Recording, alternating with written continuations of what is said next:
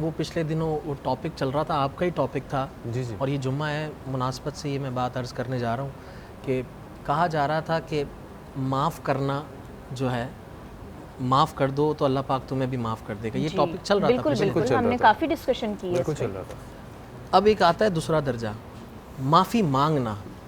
तो इसके लिए हुजूर ने क्या फरमाया है? जो शख्स, एक होता है माफ़ करना, माफ़ करना तो आसान है, आसान तो नहीं कहेंगे लेकिन आसान तो नहीं कहेंगे, माफ़ करने के लिए भी ज़र्फ़, वो ज़र्फ मांगने वाले चाहिए, की, मांगने वाले का ज़र्फ भी चाहिए, ज़र्फ़, लेकिन माफ़ी मांगना उससे ज़्यादा भारी काम उससे है। ज़्यादा भारी काम है, इसमें कोई शक ये नहीं कह सकते कि वो आसान है, लेकिन ये कि माफ़ी मांगना ज़्यादा भारी वो काम भी है। बड़े ज़र्फ वाले लोग हैं जो माफ़ी हुजूर ने मांगते हैं। फरमाया, जो शख्स खुद से जाके माफ़ी मांगे और वो ये समझे मेरी इज़्ज़त में कमी हो रही है, तो वो हशर में वो इज़्ज़त मुझसे ले ले। जी बिल्कुल बिल्कुल, हुजूर ने फरमाया। अल्लाह हू अकबर। क्या ही बात, याद आ गया मुझे। क्योंकि वो हाँ, जब आप माफ़ी मांगने का आप सोचते हैं तो वो जो एक हेजिटेशन है, वो इतनी हेजिटेशन ज़्यादा है कि होती आगे है, क्या वो होगा, इतनी मुझे ज़्यादा धक्के होती तो है नहीं दे देगा, मेरी बेइज्जती कि तो वो नहीं मुझे कर देख के देगा। बोले कि तुम मतलब कोई हुजूर भी ने हो। फरमाया, अगर तुम्हें फील हो तुम्हारी बेइज्जती है तो हशर में वो इज़्ज़त मुझसे ले इज़्ज़त लेना। मुझसे ले लेना। बिल्कुल, मुझे आपकी इस बात से याद आ गया, मेरे वालिद ने सेम यही बात बताई थी जो आपने अभी मुझे बिल्कुल। सुनाई तो है। आज फ्राइडे बिल्कुल। है और अपना अलविदाई जुम्मा है, तो माफ़ करने वाले माफ़ कर दें और जिन्होंने दिल दुखाया हुआ है वो माफ़ी भी वो मांगे। माफ़ी मांग लें। और मुझे नहीं लगता अगर उनको, तो जब आप अल्लाह के लिए, अल्लाह के रसूल के लिए आप जब ये कदम उठाएंगे तो जो जिससे आप माफ़ी मांगेंगे उसका भी दिल कहीं ना कहीं ऐसा मोम ही, हो ही जाएगा, अल्लाह ताला ऐसा उसके भी दिल में डाल ही देगा और वो भी आपको दिल से माफ़ कर देगा। तो बड़ी बड़ी अच्छी खूबसूरत आपने एक शख्स इस जो है बात वो को- उस बच्चे से कोई ऐसा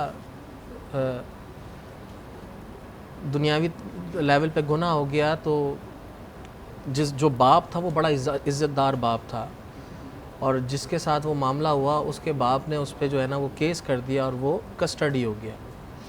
अब बाप जो है दूसरे के पास गया और उससे जो है ना एक्सक्यूज़ किया, तो वो माफ़ नहीं कर रहा था। अब वो इज़्ज़तदार बंदा है, मतलब वो एक वो नहीं होता गाँव में नंबरदार होते हैं, चौधरी होते हैं, इस तरह से।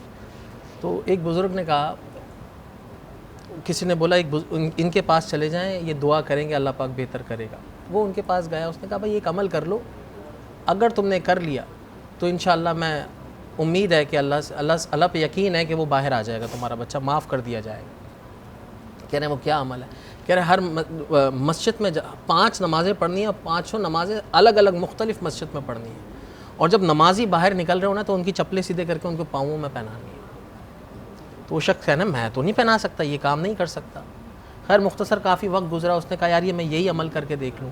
तो उसने कई दिन ये अमल किया, मुख्तलिफ़ मसाजिद में जो है वो नमाज़ पढ़ने जाता और जो है ना नीचे झुक के वो चप्पलें पहना रहा होता। तो एक दिन जो है ना वो जिसके साथ ज़्यादती हुई है उसका बाप जो है वो चप्पल पहन रहा था तो वो पहना रहा था। उसने कहा यार ये क्या कर रहा है, ये तो बिल्कुल ही खम हो गया।